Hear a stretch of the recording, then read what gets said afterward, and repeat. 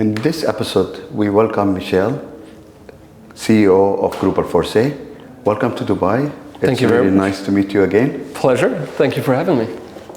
First of all, I would like to congratulate you on the new position at Greubel Forsey. Thank you very much. And you have been with Greubel Forsey previously. What kind of changes are we going to be expecting or fine-tuning, I would say, for the brand?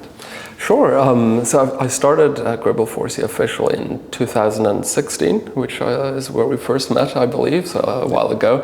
And I have been affiliated with it for longer than that, but officially 2016. And I've been CEO now for just a bit over a year. So it's been very exciting, and we've been having a lot of fun. And in terms of changes, it's hard to describe, because for something that, let's say, in terms of a timepiece that we want to present next year, this is something that we started working on 10 years ago. So it's all, in terms of changes, whatever we implement now, you won't really necessarily see a result in the short term. And I think my goal is basically to keep what Robert Greubel and Stephen Forsey built sustainable. So I don't see myself as someone, I want to do this, I want to do that. It's a project which is bigger than that, and a responsibility which is more profound than that. So the idea is to see what the brand needs and nourish it with it, so that we can remain where we are and keep doing what we love to do. What's your future outlook for the brand? I mean, where do you hope the brand will be? We can't say 5 years, because 5 years is too long. I would say the next 2 years. So in terms of development, something that we have been working on is quite simply smaller diameter timepieces, which is something we're excited about. And the challenge here is that, as you know, that we always like to show a very deep movement architecture. And for that, you always need space. So then you end up with a bigger volume timepiece. So the trick is to see how you can have that depth and how you can have that architecture, showcase hand finishing in a smaller diameter. So for collectors, that's something that I think everyone can look forward to. And we'll see later on with the Balancier Contemporain. I think that's a really good example of how that can be done successfully. And then overall, we want to stabilize. We've grown quite a bit. So we used to make 100 timepieces a year.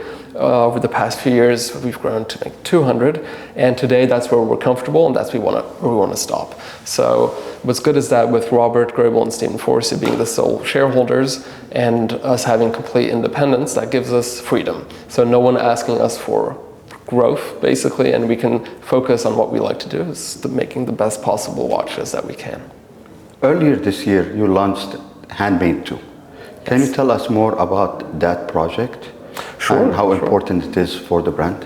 Sure. So for us, it's I want to say it's more of a passion project, which started way back with, if you remember, Naissance d'une montre.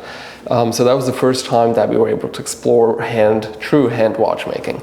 And then it evolved into the Handmade 1 and now Handmade 2, where the idea is to really preserve the skills necessary to make a watch like this. So schools, they don't really teach these skills at all, because the students are not going to be able to use those skills in their careers. So the responsibility for the school is to teach what they will use in their careers. So that kind of is a bit of a tricky problem to solve, because if those skills die out, no one really can revive them that easily. So the best way that we found is to do that is to keep practice them. So when we do a handmade watch, every time we learn a little bit more. So with the Handmade 1 that you have here was 95% handmade. Okay, so it's always hand finished, always assembled by hand, but we're talking about actually making the components using traditional machines.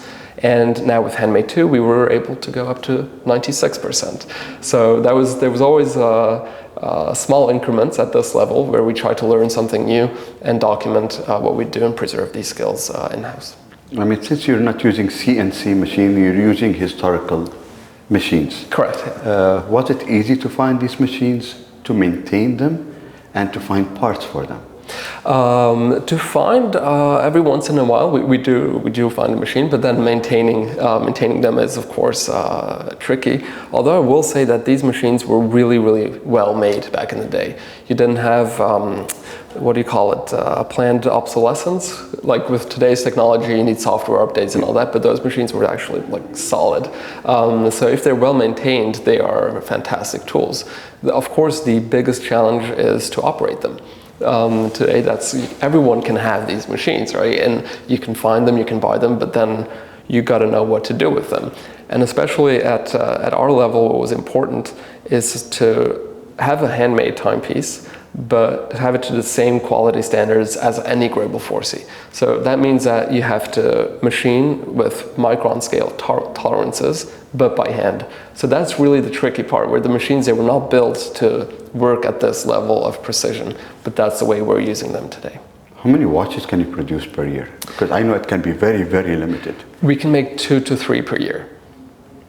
So that's true. Yeah.